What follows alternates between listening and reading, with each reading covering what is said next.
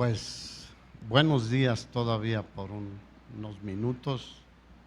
Nuevamente sean todos bienvenidos. Estemos orando unos por otros porque pues no falta. ¿Cuántos dicen no falta? Román y Vero están saliendo de una situación de salud. La semana pasada fue la primera vez que venían, o la antepasada, ¿verdad? Me acuerdo. Pero ahora tuvieron un accidente, los arrolló otro carro los chocaron, pero Dios los libró de cosas peores. Así que sigamos orando unos por otros porque necesitamos orar. La Biblia dice que oremos unos por otros. Bien, abra su Biblia en Hechos capítulo 5, versículos 27 al 32. Aunque el título de la predicación es Siervos de buen testimonio cristiano. ¿Cuántos dicen amén?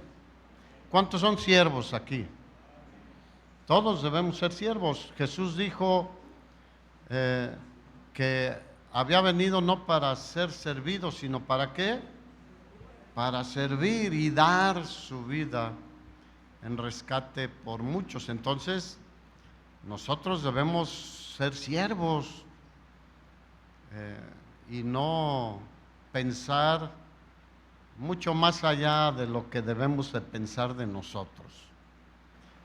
Así que, pero quiero retomar desde aquí del capítulo 5, porque vemos a los siervos del Señor manteniéndose firmes y con buen testimonio como cristianos, delante de las autoridades y delante de cualquier otra persona.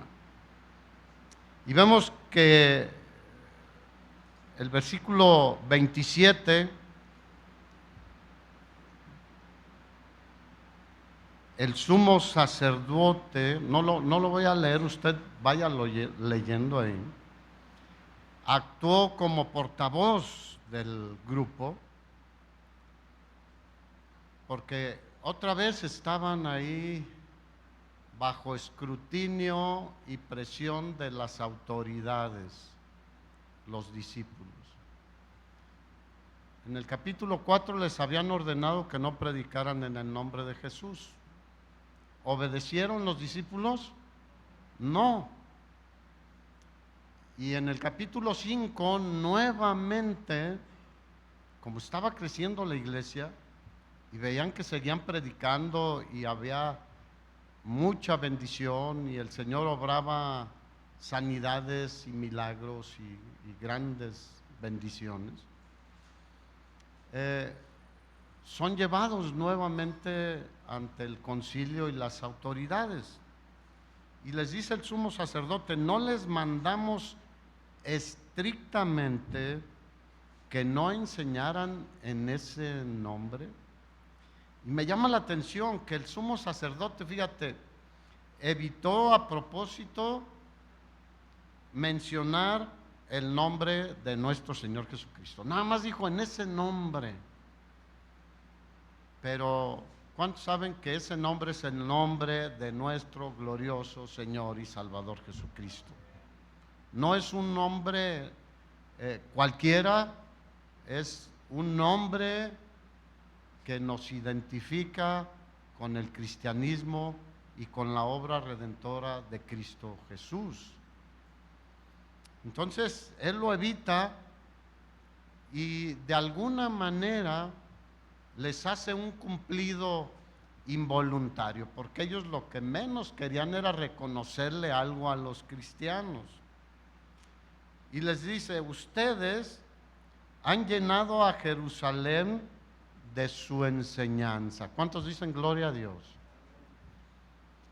Mira, la meta de nosotros como iglesia, como cristianos y otras iglesias, debería ser llenar cuando menos Morelia, de la enseñanza del Evangelio de nuestro Señor Jesucristo. Pero te aseguro que hay muchas personas que no se les ha predicado el Evangelio. Probablemente les han predicado cualquier otra cosa, aún de parte de cristianos, pero no el Evangelio. Y el Evangelio es básicamente lo esencial en el cristianismo, porque son las buenas noticias de que Jesús ya pagó por nuestros pecados y ahora hemos sido justificados, hemos sido santificados, hemos sido limpiados de todos nuestros pecados. Y yo digo, gloria a Dios, hermanos. Por nuestras propias obras, ningún hombre puede ser justificado, dijo el apóstol Pablo. Efesios 2, versículos 18 al 20, el mismo apóstol Pablo dice que por gracia somos salvos por medio de la fe, y esto no es de nosotros, pues es un don de Dios, es un regalo de Dios, no por obras, para que nadie se adjudique algo en su salvación. Entonces, nosotros debemos predicar el Evangelio. Cuando van a los hospitales y cuando salimos con personas que están en necesidad, yo he ido no al hospital civil, sino a hospitales cuando me habla alguien, oye, mi papá está enfermo, mi esposo está enfermo, etcétera, ¿puedes venir y orar por él? Y sí voy, pero yo lo que les comparto es el Evangelio y oro por sanidad también, pero a veces están al borde de la muerte. Y yo he visto cómo han abierto su corazón al Señor y creído en el Señor. Otros lo han rechazado, pero ese ya no es mi asunto, cada quien toma su decisión. Y a veces para mí es un motivo de gozo, y esto no me adjudico nada, yo solo soy un siervo del Señor. Pero me habla la persona y me dice, media hora después ya murió, pero murió con una actitud diferente porque aceptó a Jesús como su Señor y Salvador. Y fíjate, los religiosos le reconocían a los discípulos que habían llenado a Jerusalén de su enseñanza. Recordemos que el evangelismo inició en Jerusalén. El Señor dijo, me serán testigos en Jerusalén, en Judea, Samaria y hasta lo último de la tierra. Hechos 1:8. Entonces, ya habían llenado Jerusalén. El apóstol Pablo en una de sus cartas dice que en toda la zona de Galacia, lo que hoy es Turquía, todos habían escuchado el mensaje del Evangelio. No todos se habían convertido, pero todos habían escuchado el mensaje. Y tenemos como siervos del Señor un trabajo importante, hermanos. Llenar nuestras familias, nuestras colonias, nuestra oficina, nuestra escuela, donde nos movemos, esta ciudad, con el mensaje de las buenas noticias del Evangelio en Cristo Jesús. Así que sin querer les hacen un cumplido. ¿Cuántos lo consideran así como un cumplido? Que te digan, estás haciendo el trabajo que Dios te mandó que hicieras.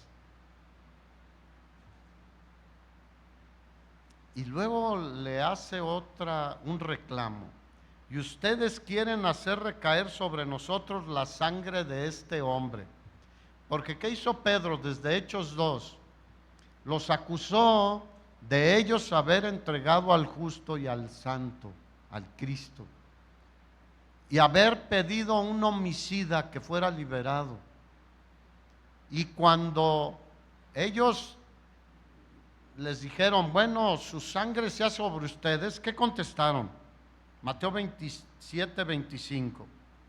Los líderes de los judíos gritaron: su sangre sea sobre nosotros y sobre nuestros hijos. Diga, qué terrible.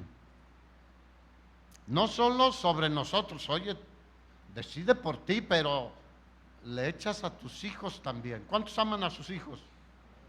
Imagínate la sangre del santo, del rey, del Señor, del Salvador, del Mesías, sea echada sobre nosotros.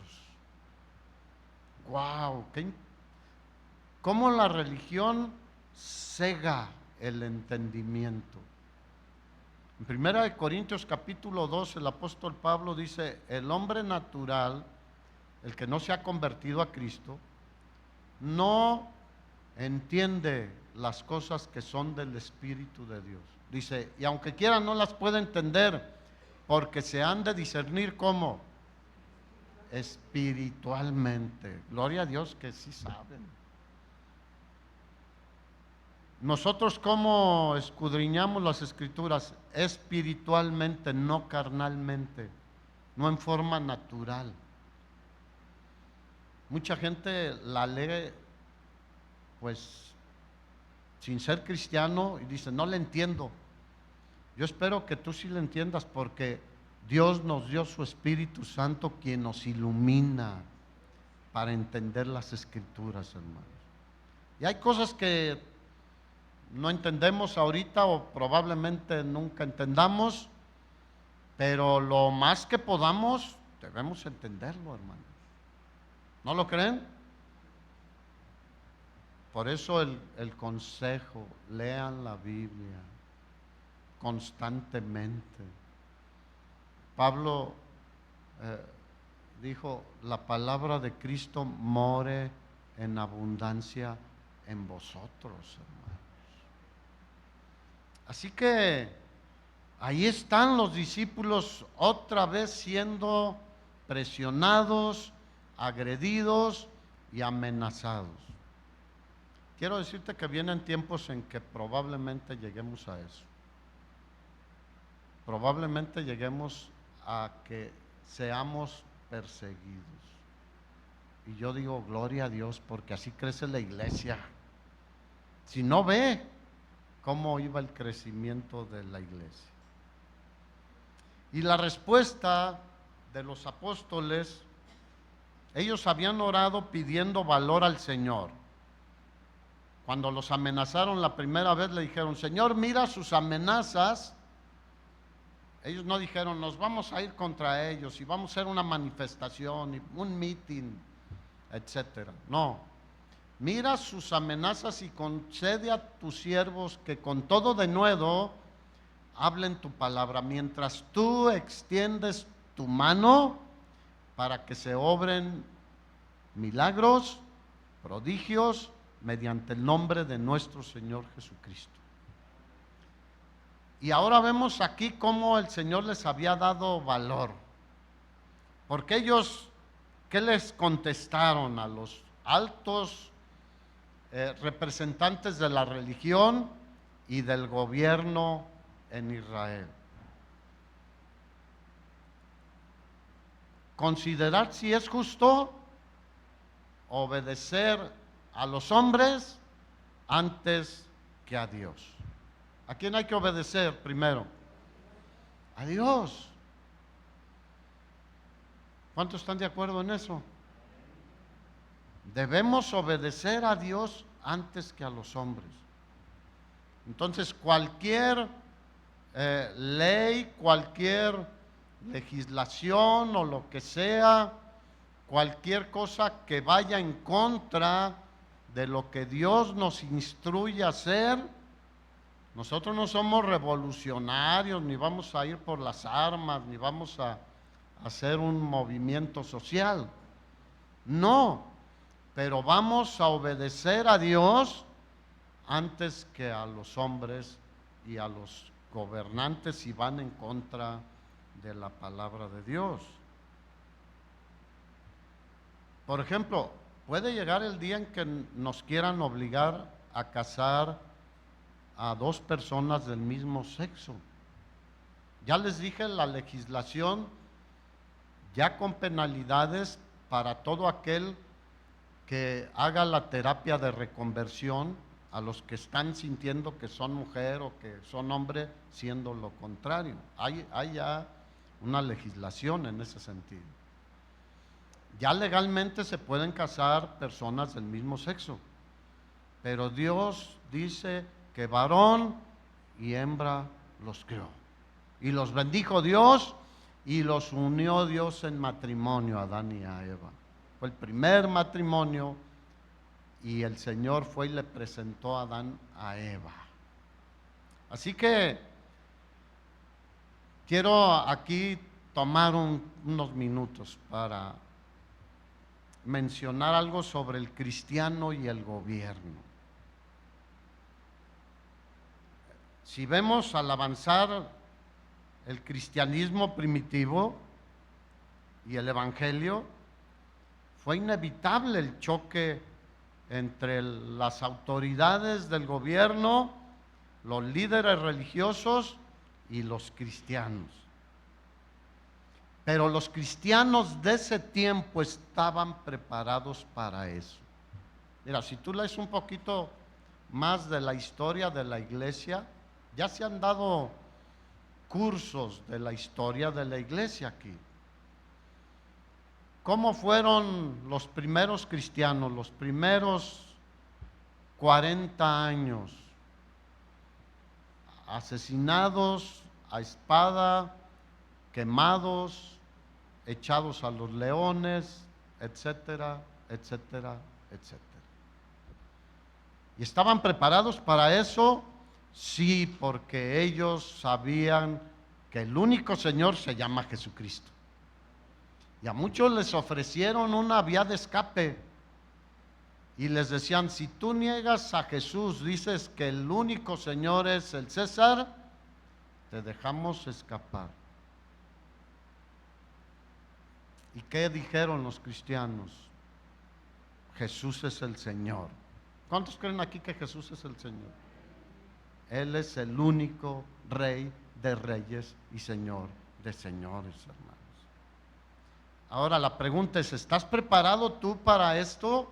Estoy hablando ya de situaciones extremas, porque a veces nos quejamos de pequeñas presiones con nuestras amistades, familiares, en el trabajo, en la zona donde vivimos, y a veces ni decimos que somos cristianos.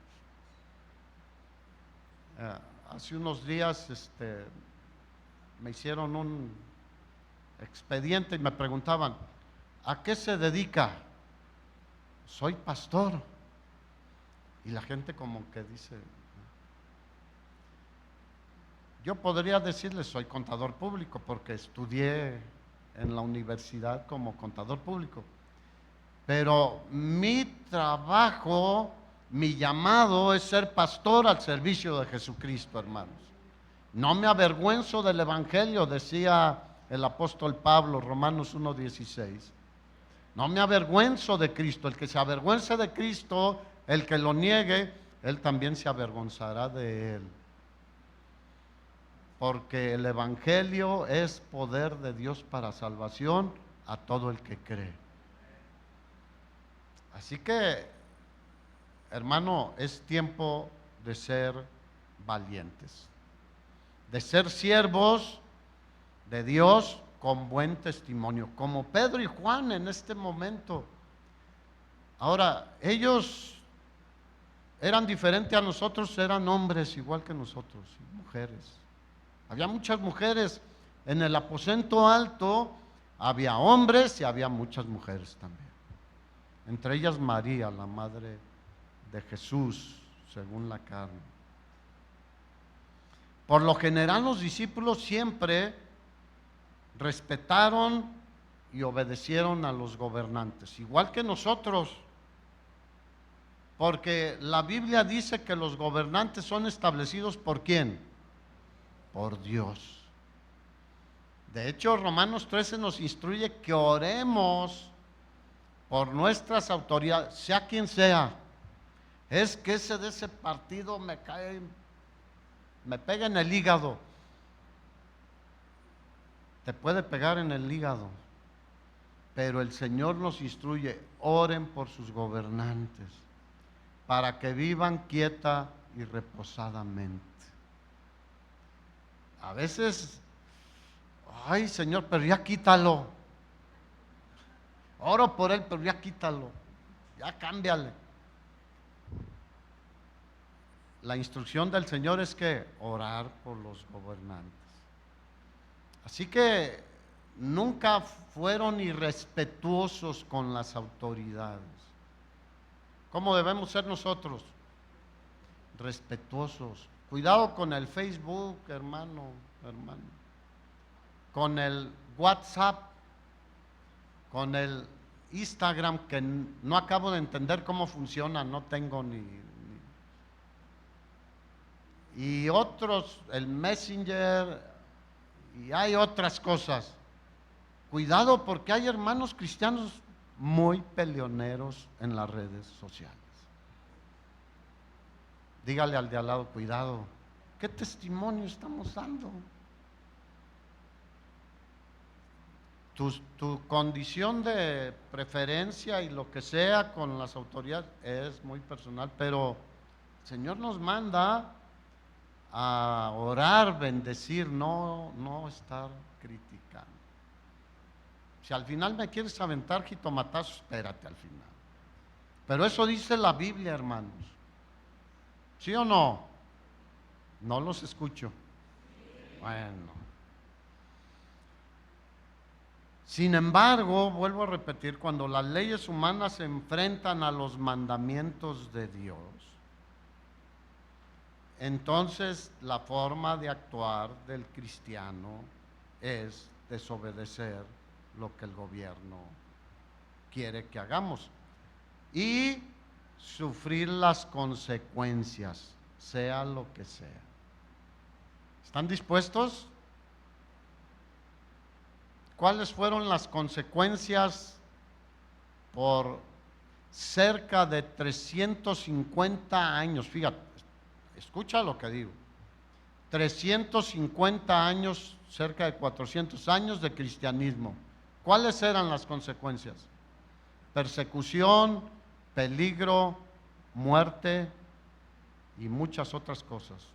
Eran despojados de sus bienes. Sin embargo, la palabra de Dios prevalecía y crecía, hermanos. Porque las puertas del Hades no prevalecerán contra la iglesia, hermanos. Nunca. Eso dice la Escritura.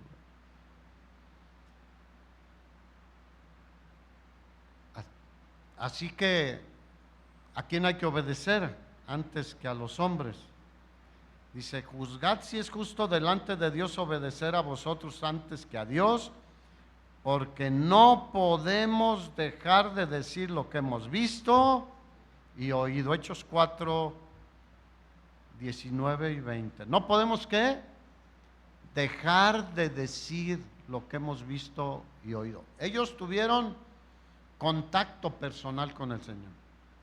Ellos lo vieron, lo escucharon, vieron cómo actuaba, su comportamiento, pero también vieron al Cristo resucitado. Después de verlo ahí en esa cruz, como dice Isaías, que fue molido por nuestros pecados, que el castigo de nuestra paz fue sobre él, de haberlo visto ahí y haberse desilusionado. Si tú te acuerdas, los dos que iban camino a Emaús decían, pues mira, ya murió y lo enterraron, y nosotros esperábamos que él fuera el que salvara a Israel. Así estaban, y estaban encerrados, asustados. Pero cuando recibieron el poder que Dios les había prometido en Hechos capítulo 2, ¿qué dijeron? No podemos dejar de decir lo que hemos visto y oído. Y la iglesia, ¿cómo es edificada? en la palabra de Dios, en la doctrina de los profetas y de los apóstoles, que vieron y estuvieron personalmente con el Señor.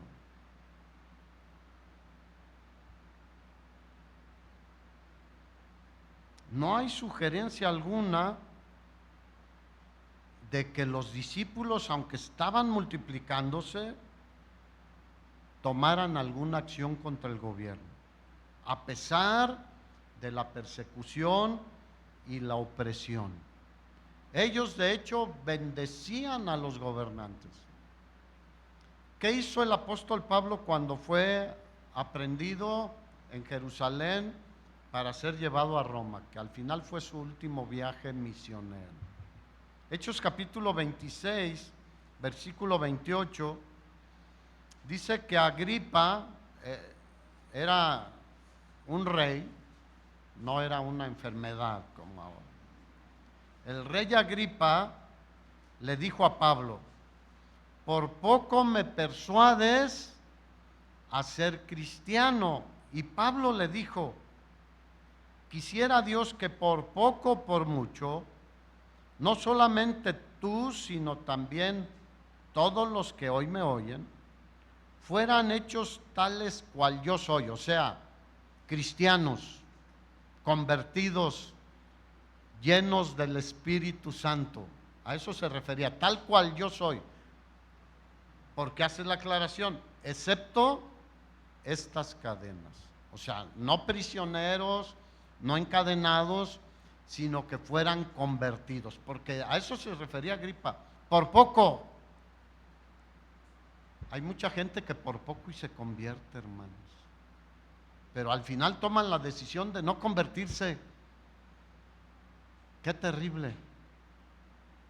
Teniendo la oportunidad de tener lo más grande en la vida, lo rechazan.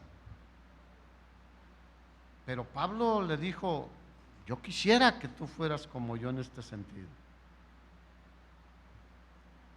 De hecho, ninguno de los discípulos, ninguno, ni encontramos un ejemplo de un cristiano que hubiera buscado congraciarse con las autoridades o ganar el favor de ellos para recibir algo de ellos, para recibir favores del gobierno. Qué gran diferencia a hoy, ¿no cree? No quiero hablar mucho de esto, pero hay muchos metidos hasta el cuello en la política. Nos llamó el Señor a ser políticos. Ahora, si tú eres político, sé un político, pero verdaderamente cristiano. Ahí donde estés como político, compórtate como cristiano. Nada de moches, nada de todo eso que tú ya sabes. No quiero, ya tú sabes de todo eso. Nunca encontramos algo donde ellos hubieran querido sobornar o ya denles algo a los sumos sacerdotes y a los gobernantes para que suelten a Pedro y a Juan. ¿Qué hizo la iglesia? Se puso a orar, hermanos. Bueno, Pablo tuvo esa oportunidad de dar un sobornito ahí. Fíjate, Hechos capítulo 24, el gobernador Félix esperó en vano recibir un soborno de Pablo. Diga, gloria a Dios también. ¿Has sido sobornado o has dado soborno?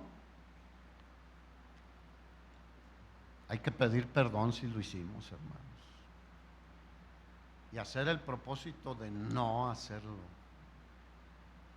Fíjate, algunos días, versículo 24, algunos días después, viniendo Félix con Drusila, su mujer, que era judía, llamó a Pablo y le oyó acerca de la fe en Jesucristo. ¿Te acuerdas que había una profecía sobre Pablo que iba a predicar a unas reyes?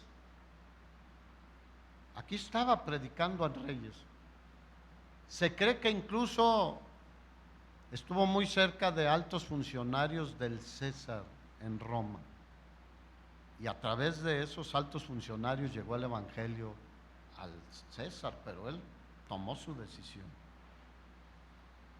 Entonces, la esposa de Félix era judía y llamó a Pablo y le oyó acerca de la fe en Jesucristo. Pero al disertar Pablo, o al enseñar acerca de la justicia, del dominio propio y del juicio venidero. ¿Cuántos saben que hay un juicio venidero? Pero nosotros ya hemos sido justificados, hermanos. Dale un aplauso al Señor. Hemos sido justificados delante de nuestro Dios y Padre. Pero Pablo predicaba todos los temas. Hoy en día muchos solo predican, Dios te va a bendecir y solo quiere bendecirte y pum, pum, pum. Pero no hablan de la justicia, del dominio propio y del juicio venidero. Y Félix se espantó. ¿Qué le diría Pablo? Probablemente le contó la parábola del rico y Lázaro. Yo no sé, en la Biblia no lo dice, pero esa parábola es buena, diga es buena, porque ahí vemos parte de un juicio temporal, porque después viene el juicio final, que va a ser peor, el lago de fuego que arde con azufre por los siglos de los siglos a los que rechazan al Señor. Yo espero que tú no vayas a estar ahí. Todo el que está en Cristo estará con Cristo. El que le juega al cristiano, no. El que quiere aparentar, diga no va a estar. Entonces se espantó y dijo: ahora vete, ya no me asustes, Pablo. Pero cuando tenga oportunidad te llamaré. Fíjate, versículo 26, fíjate bien. Esperaba también con esto, fíjate, Félix podría haber liberado a Pablo, pero no lo liberaba. ¿Por qué? Quería algo. Esperaba que Pablo le diera dinero para que lo soltara,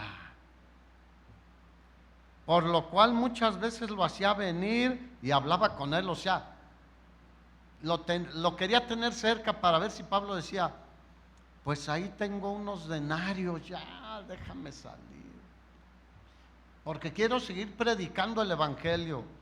Pablo tenía entendimiento, diga entendimiento, sabiduría, discernimiento de Dios. Y él sabía que era el plan de Dios. Ay, hermano, estar en la cárcel. ¿Cuántos en la cárcel han sido de bendición o han sido bendecidos? Pero aquí estaba prisionero y él sabía que Dios lo tenía ahí.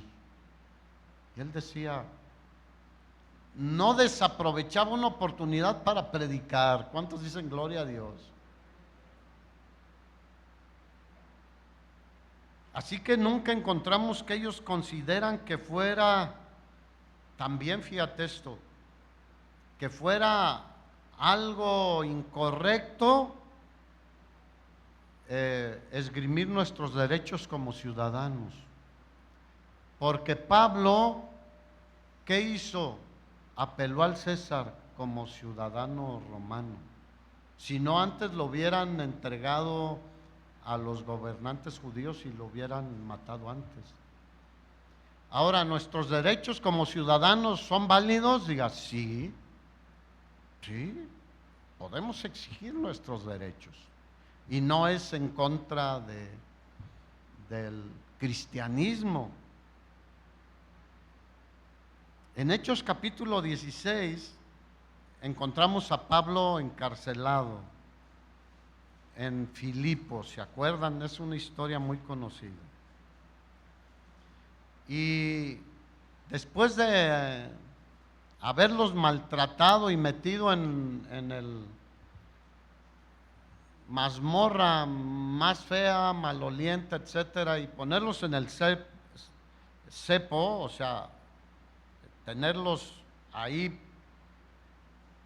casi inmovilizados, dice que versículo 35, cuando fue de día los magistrados, ¿les suenan esas palabras? Los magistrados, los encargados de impartir justicia, enviaron alguaciles a decir, suelta a aquellos hombres. Y el carcelero hizo saber estas palabras a Pablo, que ya se pueden ir. Los magistrados han mandado a decir que se les suelte, así que ahora salgan y váyanse en paz. Ah, qué bonito, ¿no?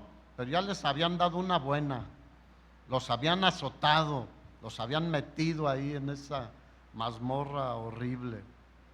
Versículo 37, pero Pablo les dijo, después de azotarnos públicamente sin sentencia judicial. ¿Les suena algo de hoy? Siendo ciudadanos romanos, nos echaron en la cárcel y ahora nos echan encubiertamente. No por cierto, dijo Pablo, sino vengan ellos mismos a sacarnos. ¿Quiénes? Los magistrados. No, pues están mandando a un alguacil, a un policía y luego al carcelero. No, ellos ordenaron que nos azotaran y que nos metieran aquí, que vengan ellos. Y somos ciudadanos romanos. ¿Apeló a su derecho como ciudadanos, sí o no? Y los alguaciles hicieron saber estas palabras a los magistrados, los cuales tuvieron miedo al oír que eran romanos. Y viniendo les rogaron y sacándolos les pidieron que salieran de la ciudad. Así que vemos que los cristianos no se comprometían con la política de este mundo. Su compromiso era con nuestro Señor y Salvador Jesucristo. ¿Cuál debe ser nuestro compromiso? El mismo, hermanos. Imagínate que yo anduviera ahí en la campaña y que trajera aquí a un candidato para que les predique, porque luego, como ya saben cómo son las iglesias, algunos hasta predican mejor que el pastor. Y los convencen, yo lo he visto en muchos años. Además es ilegal, diga es ilegal. Nosotros no tenemos autorización de las autoridades, valga la redundancia, de hacer eso. Ni de inducir el voto, ni mucho menos. No, diga no.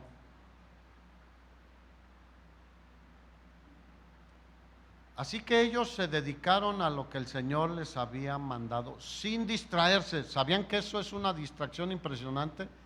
Porque luego participan esperando recibir algo. Yo quiero que lo que me dé el Señor sea lo que vale la pena, hermanos. Porque lo de este mundo es temporal, pero lo que el Señor nos da es eterno, hermanos. Así que yo desde que decidí, el Señor me llamó y decidí aceptar el llamado, decidí servirle a Él y no meterme, no distraerme con cosas que nos sacan del propósito de Dios, hermanos. Ahora, tú tienes, igual que yo, nuestra libertad para votar. Tú vota, ora al Señor y que el Señor te muestre. Y tú vota libremente. Nadie puede coaccionar tu voto, menos un pastor. Amén. Hechos capítulo 6, versículo 1. Fíjate lo que produce ser fieles al llamado del Señor como cristianos.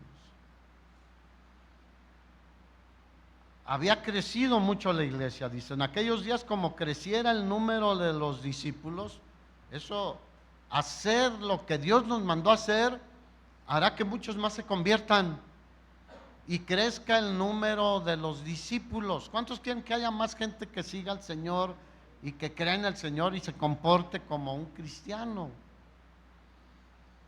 Pero les trajo un problema a los apóstoles. Hubo murmuración.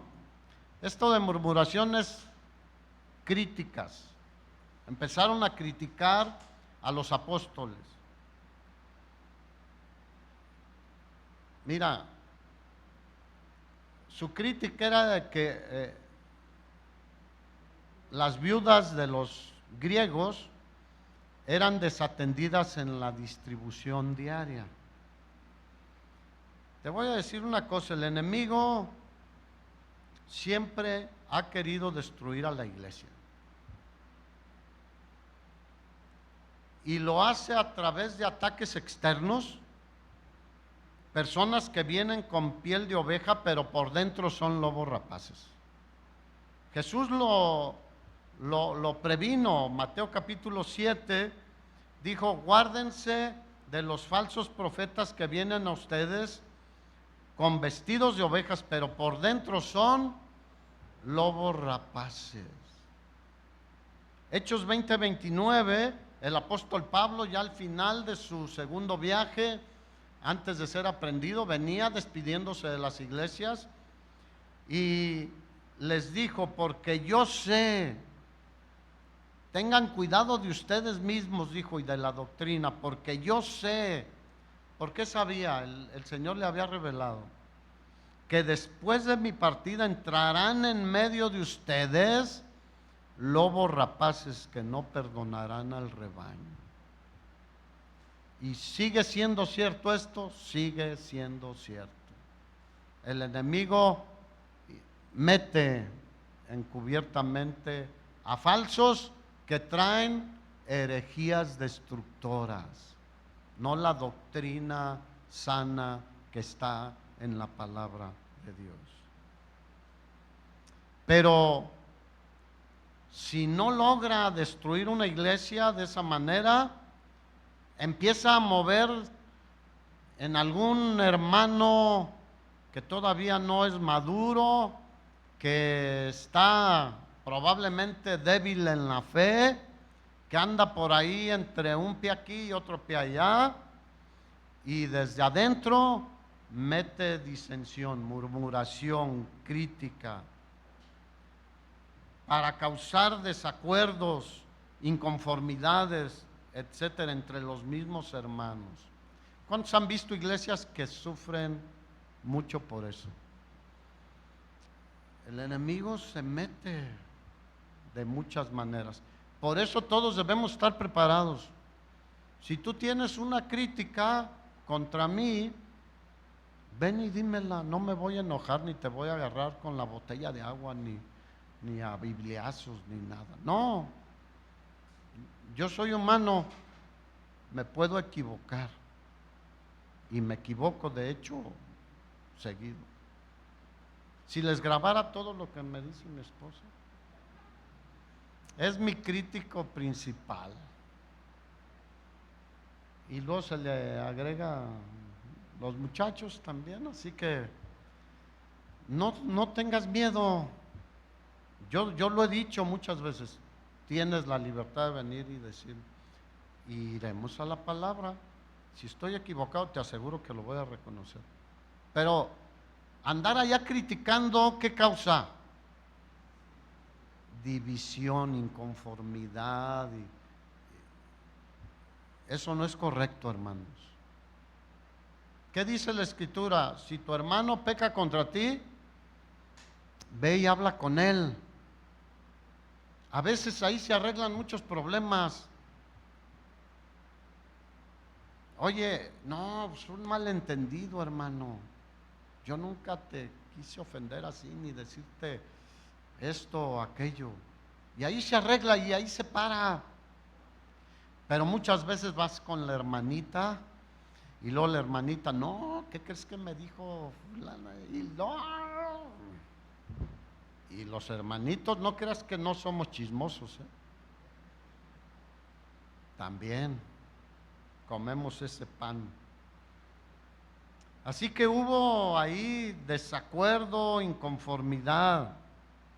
Mira, Apocalipsis capítulo 2, el mensaje a la iglesia de Éfeso, el Señor, fíjate, le da muchos elogios al principio de esta iglesia. Y le dice, yo conozco tus obras y tu arduo trabajo y paciencia, y que no puedes soportar a los malos. Y has probado a los que se dicen apóstoles y no lo son. ¿Cómo deberíamos ser nosotros? Deberíamos probar a los que se dicen apóstoles, profetas, pastores y maestros.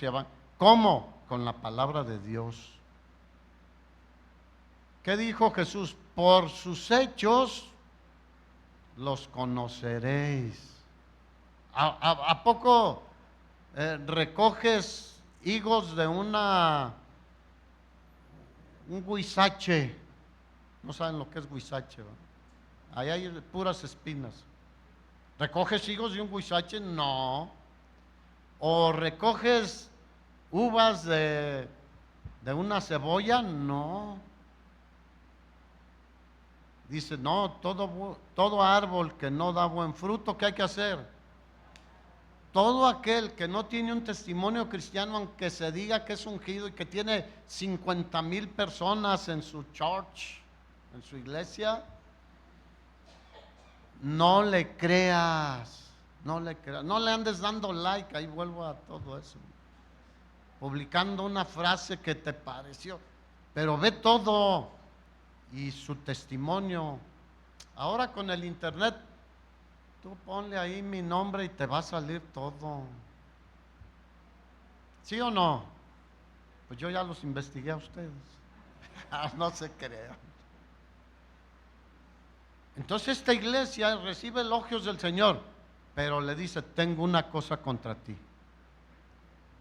¿Qué había hecho la iglesia de Éfeso? Había hecho muchas cosas para la gloria de Dios.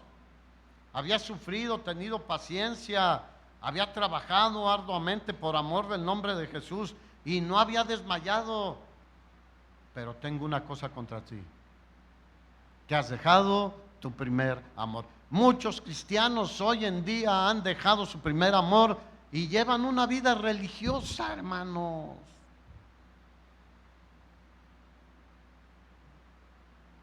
Mira, venir 2 horas el domingo no es un gran amor al Señor, porque es invertir de nuestro tiempo para ser bendecidos, ¿sí o no?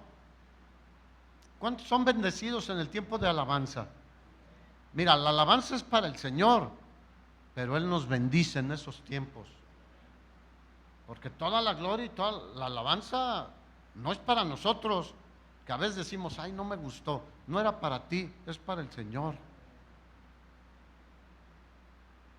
Pero venimos a glorificarle por todo lo que Él ha hecho por nosotros y lo que sigue haciendo por nosotros y lo que hará.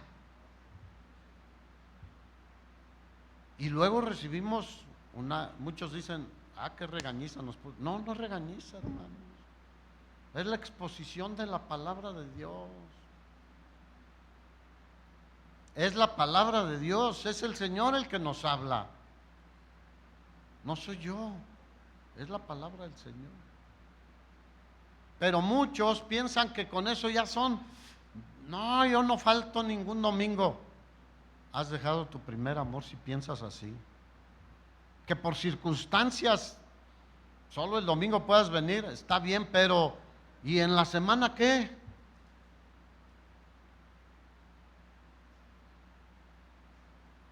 Hoy muchos pueden decir, no, pues mejor aquí mira mi aire acondicionado, estoy a gusto. Ahí hace mucho calor y el hermano de al lado tiene una temperatura muy elevada. Hombre, irradia un calor que ya no lo aguanto. Bueno, hasta un ladito. Pero ¿cuál era el asunto con la iglesia de Éfeso? Has perdido tu primer amor. Puedes tener muchas cosas bien, pero lo más importante no.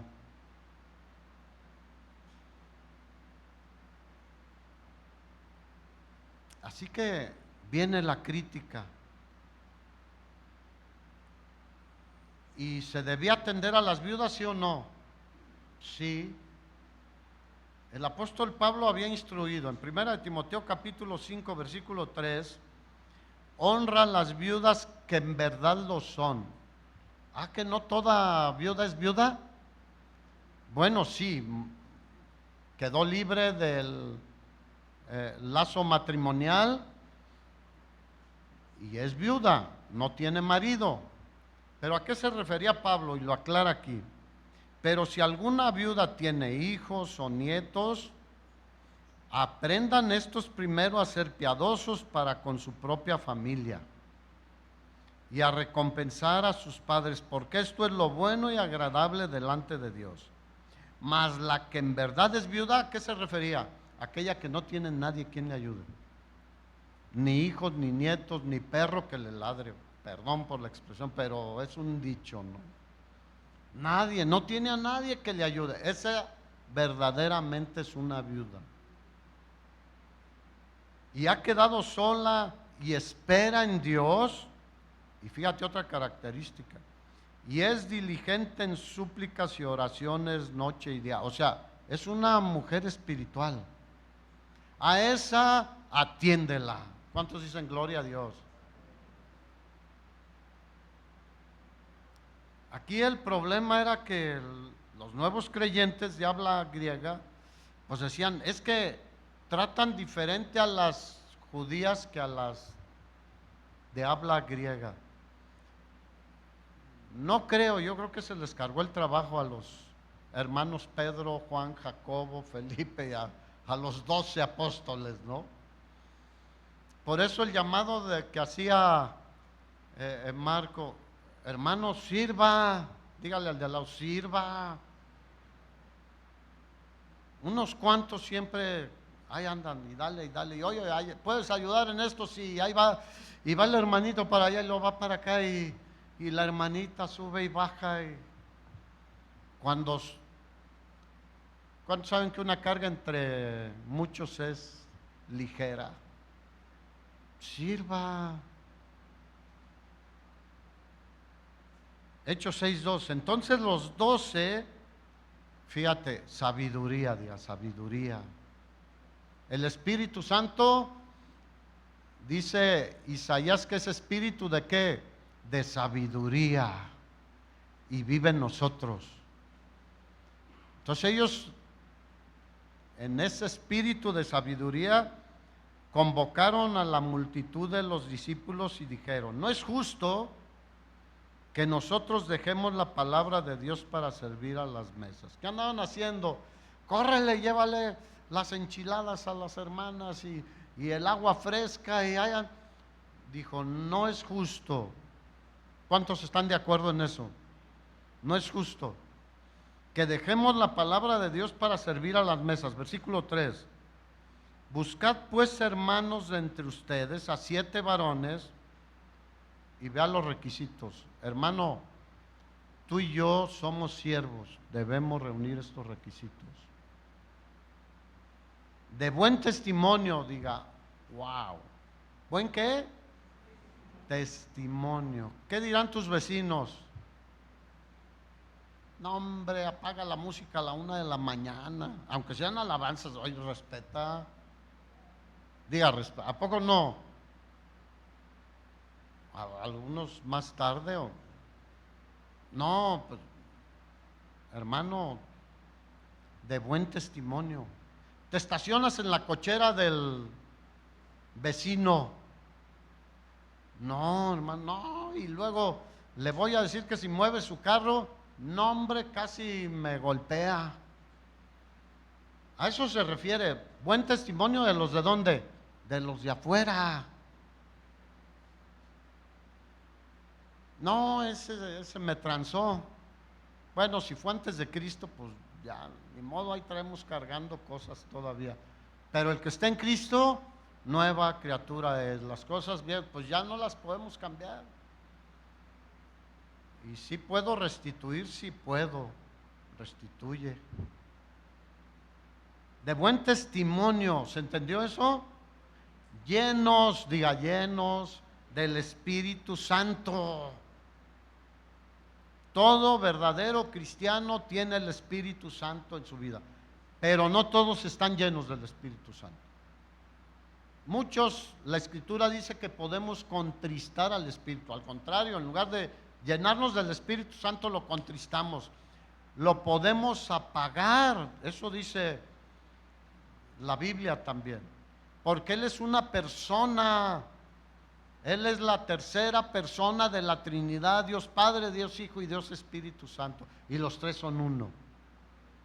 Gloria a Dios, hermanos.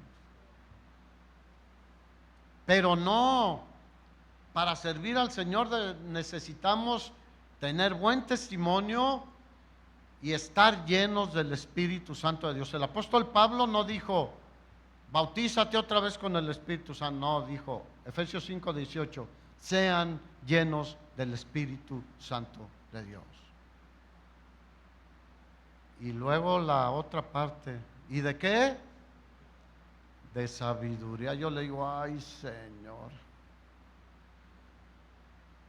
De hecho, a la iglesia de Éfeso Pablo dice, no dejo de recordarlos en mis oraciones pidiéndole al Señor que les dé espíritu de sabiduría y de revelación en el conocimiento de Él, alumbrando los ojos de vuestro entendimiento. Fíjate, no dice estos físicos naturales, no, de nuestro entendimiento espiritualmente, para que comprueben cuál es la buena voluntad de Dios, agradable y perfecta, hermanos. ¿Cuántos creen que hoy en día más que nunca, bueno, siempre, pero como están las cosas, necesitamos mucha sabiduría para saber qué hacer, qué no hacer, dónde ir, dónde no ir, con quién juntarte, con quién no juntarte? Jóvenes, padres, oremos porque nuestros hijos tengan sabiduría. Porque hay cosas que pueden ser que no estén mal, pero todo es en el tiempo de Dios. ¿Cuántos saben que hay un tiempo para todo?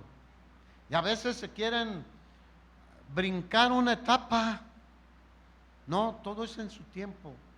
Dice Eclesiastés, todo lo hizo hermoso en su tiempo. Bueno, eso es sabiduría.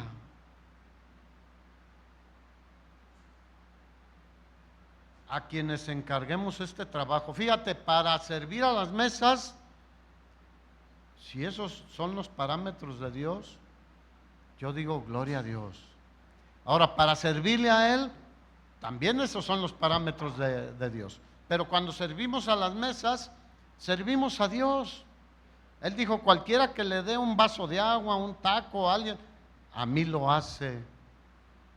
Cuando van a los hospitales y ahí vemos a las hermanas y los hermanos agarrando taquitos, haciendo tortas, y están sirviendo al Señor y están sirviendo a las mesas, hermanos. ¿Cuántos de aquí quieren servir? No todos. Bueno, el Señor les redarguya. Yo no puedo hacer más. Así que ellos no querían dejar el ministerio de la palabra de Dios por tener que involucrarse en otras actividades. Y escogieron 7 varones espirituales que pudieran encargarse de esto. Porque hay asuntos que hay que atender temporales, como eso de la comida, ir a los hospitales, pero hay cosas más importantes. Lo eterno es más importante, ¿cuánto lo creen?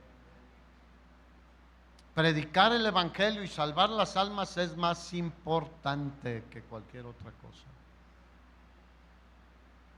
Aunque aquí no dice que sean diáconos específicamente, el encabezado dice que los diáconos, pero la palabra servir a las mesas, ahí la palabra servir deriva de la palabra castellana diácono, de modo que su función literalmente era ser diáconos.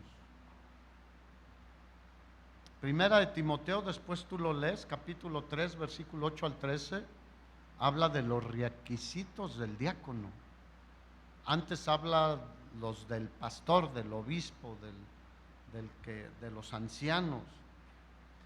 Y en el versículo 4 de Hechos 6 dice, y nosotros persistiremos en la oración y en el ministerio de la palabra. Ahora, eso no es solo para los que predicamos o los que estamos sirviendo en un grupo tal o cual, es para todos. Debemos dedicarnos ¿a qué? A la oración y al ministerio de la palabra. Y el versículo 5 dice que les agradó la propuesta y eligieron a 7 hombres: Esteban, varón lleno de fe y del Espíritu Santo; a Felipe, a Prócoro, a Nicanor, a Timón, a Parmenas y a Nicolás, prosélito de Antioquía, a los cuales presentaron a los apóstoles, quienes orando les impusieron las manos en señal de aprobación y que el Señor les dé sabiduría. Ya habían sido escogidos por eso. Y vemos cómo se solucionó el problema. ¿Cómo se solucionan muchos problemas? Que los demás también sirvan, que los demás participen del ministerio de la obra del Señor. Si ellos se hubieran quedado a hacerlo todo, ¿qué hubiera pasado? Se habían tronado y habían disminuido en su ministerio de la palabra. Así que cuando el amor de Dios llena los corazones, todo se puede solucionar y el amor triunfa sobre el egoísmo, hermanos. Miren, de los demás no se conoce, en la Biblia solo conocemos a Esteban y a Felipe. De los demás que hicieron no lo encontramos. Versículo 7, termino aquí. Y crecía la palabra del Señor. Mira, cuando hay siervos genuinos del Señor, con buen testimonio, llenos del Espíritu Santo y con sabiduría, ¿qué hace? Crecía la palabra del Señor y el número de los discípulos se multiplicaba grandemente en Jerusalén. Y escucha, también muchos de los sacerdotes, ¿cuáles sacerdotes? Judíos, obedecían a la fe. Dale un aplauso al Señor.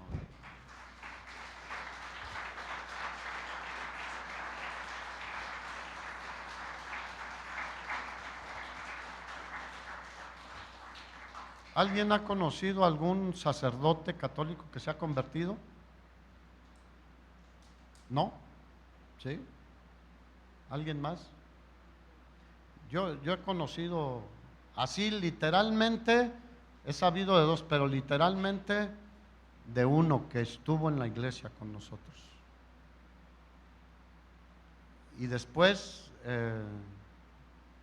su esposa viuda estuvo otro tiempo después. Pero ¿cuántos saben que ellos también necesitan convertirse a Cristo? Todo el que no está en Cristo está en peligro de muerte eterna. Ponte de pie, hermano.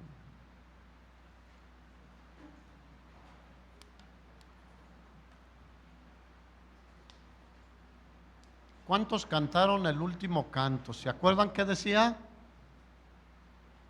¿No se acuerdan? Esta es mi ofrenda, Señor. Mi vida te daré. ¿Cuántos lo cantaron? Levante su mano.